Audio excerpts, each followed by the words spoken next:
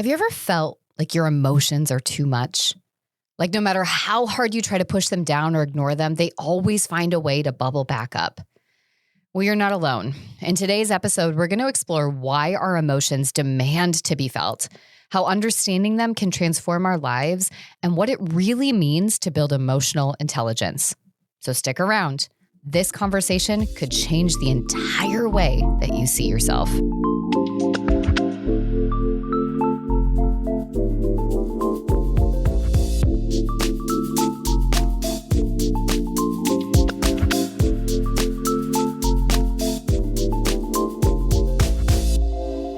Hey everyone, welcome back to Untethering Shame. I'm your host, Kyira, and I am so glad that you're here today.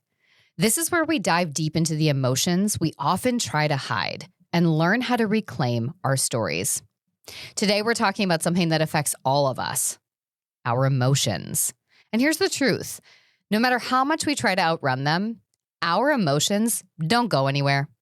Trying to rid yourself of a certain emotion is like trying to solve a gravity problem. It just can't be done. What you feel is what you feel, and the only way to release or move through an emotion is simply to feel it. Trying anything else may work temporarily, but it leaves you even more distressed and burnt out when those emotions inevitably catch up with you. So what if instead of battling them, we learned to embrace them? Let's start by getting a little bit more of an awareness and understanding of our emotions. Emotions are complex. For many of us, we have these go-to feelings. You might say you're anxious, stressed, or overwhelmed, but often these words are just surface-level descriptions. They don't always reflect the true depth of what we're experiencing. Now, why does this matter? Because our emotions are directly connected to our thoughts and behaviors. It's like a constant feedback loop. So the clearer we are about what we're feeling, the better we can understand what's really going on inside us and how to respond to it. So we experience emotions on different levels: primary, secondary, and even tertiary. Primary emotions are the ones we most often express outwardly: frustration, anxiety, anger. But beneath those primary or surface emotions are secondary and tertiary ones, which hold the deeper truth. This is kind of a layering effect. So, for example, I've noticed that when I'm overwhelmed, I can become short-tempered or withdrawn. On the surface, it might seem like stress, but when I dig deeper, I often find fear and uncertainty. And if I go even further, shame. The belief that if I fail or let others down, I'll lose my worthiness.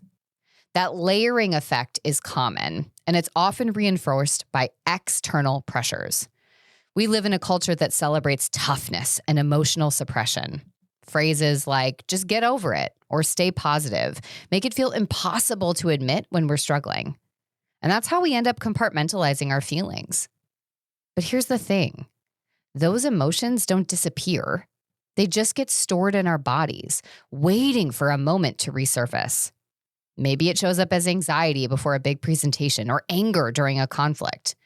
When we don't address the root of our emotions, they come out in ways we can't always control.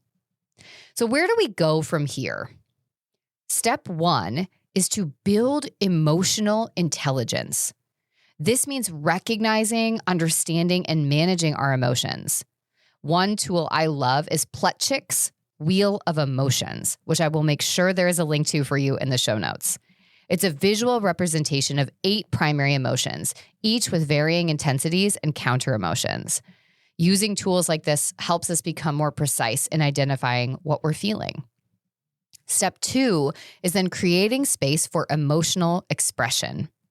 We need to break free from the belief that certain emotions are bad or wrong.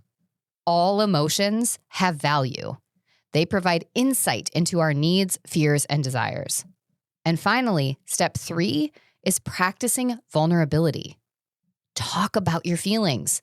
Whether it's with a therapist, a trusted friend, or journaling in your own space, sharing your emotions reduces their power. The more we normalize these conversations, the more we create a culture of emotional safety, expression, and acceptance. So now I want to hear from you. What's one emotion you've been avoiding? And what might it look like to sit with it instead of pushing it away? You don't have to do it alone. I'm right here with you. So let me know in the comments what is coming up and where and how I and this beautiful community can support you. If you found today's episode valuable and insightful, I encourage you to subscribe, leave a review, hit that 5-star button, and of course, please share this episode with someone you think could benefit from hearing it. If you're ready to take that next step in your own shame resilience journey, be sure to click the link in the show notes to download my free handout, 5 things shame resilient people do every day and 3 things they don't. And if you're looking for more ways to connect, you'll find links to my website and YouTube channel below, as well as a link to set up a discovery call to go over any questions you have about program offerings and or your next steps in your shame resilience journey. Thank you so much for tuning in today. And remember, change takes time, but every step counts. So stay the course, stay hopeful, and stay committed to your well-being. We'll be back with more insightful discussions to support you on your journey. Until then, take care, and we'll catch you next episode.